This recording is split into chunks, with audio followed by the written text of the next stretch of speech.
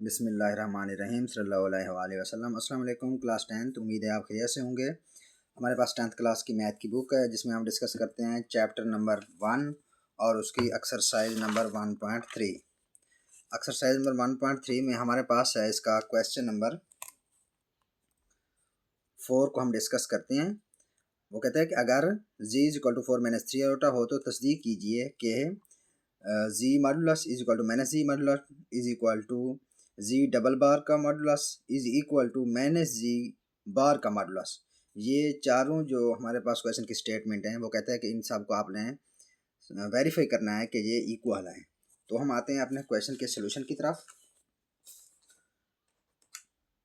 सबसे पहले हम देखते हैं कि हमारे पास z = 4 - 3 आयोटा है। ये z = 4 - 3 आयोटा जो हमारे पास मौजूद है, हम इसका z मॉडुलस फाइंड करते हैं।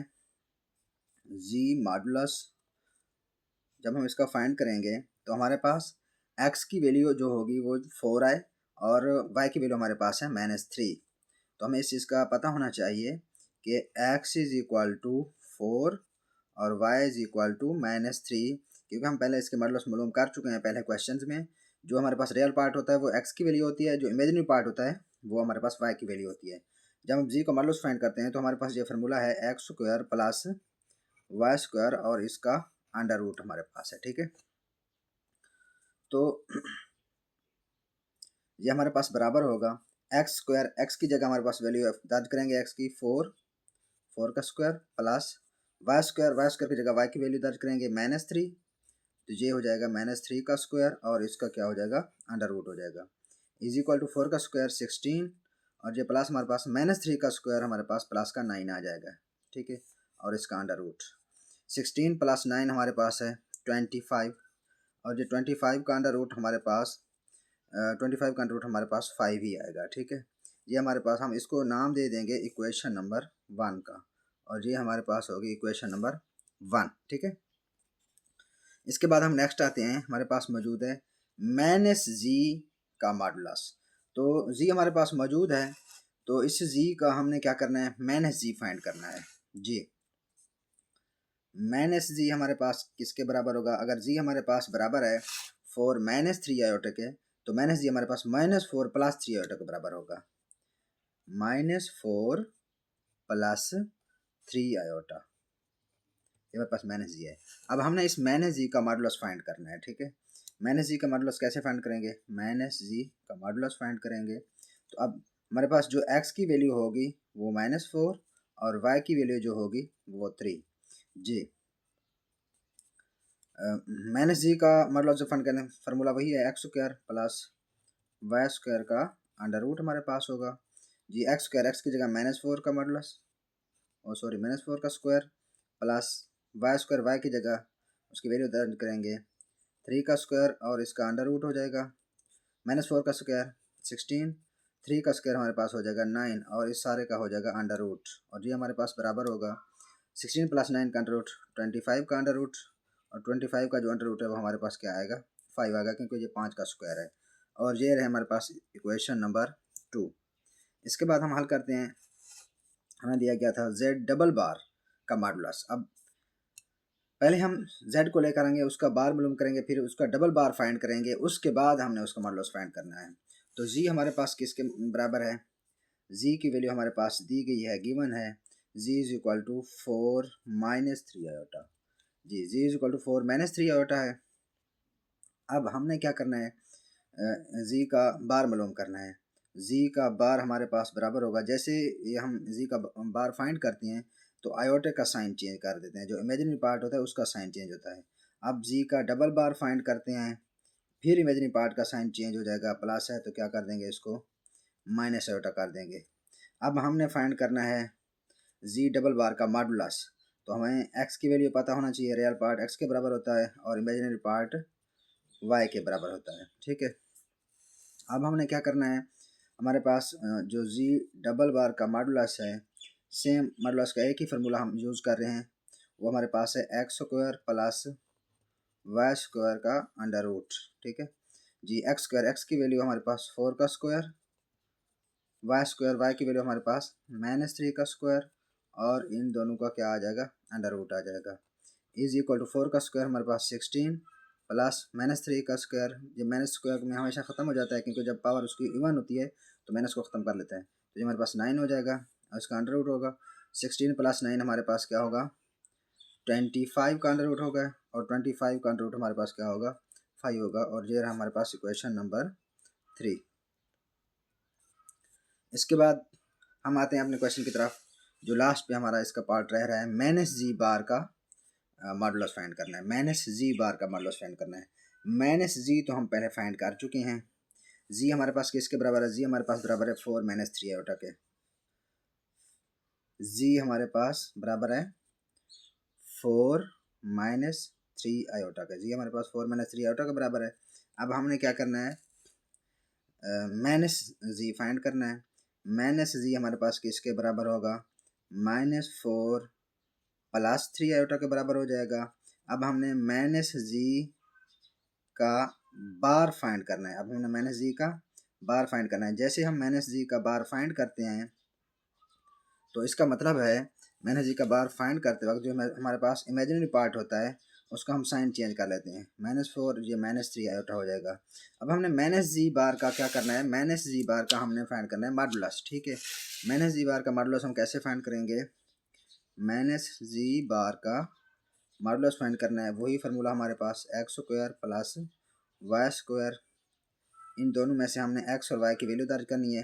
x की वैल्यू हमारे पास -4 जो रियल पार्ट होता है वो x की वैल्यू होती है और जो इमेजिनरी पार्ट होता है वो y की वैल्यू होती है ये -3 square.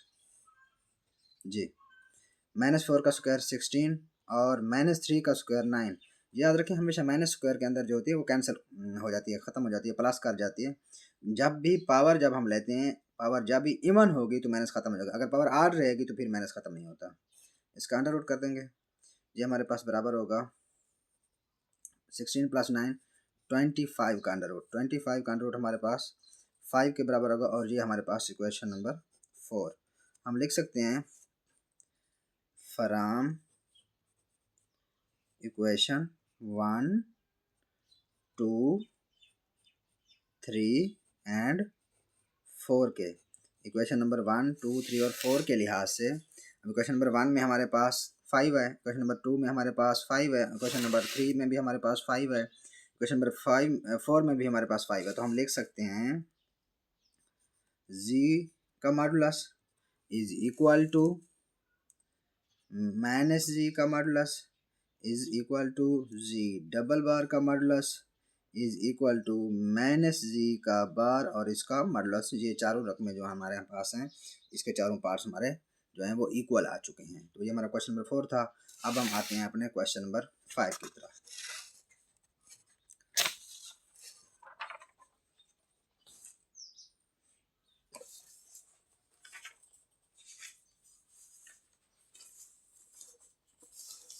Ji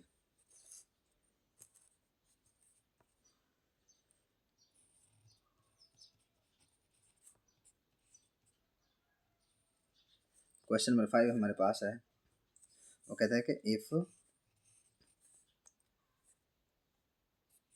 z1 is equal to 2 + 3 iota और z2 is equal to -1 plus iota हमारे पास है। तो हमने फाइंड करना है, क्या फाइंड करना है?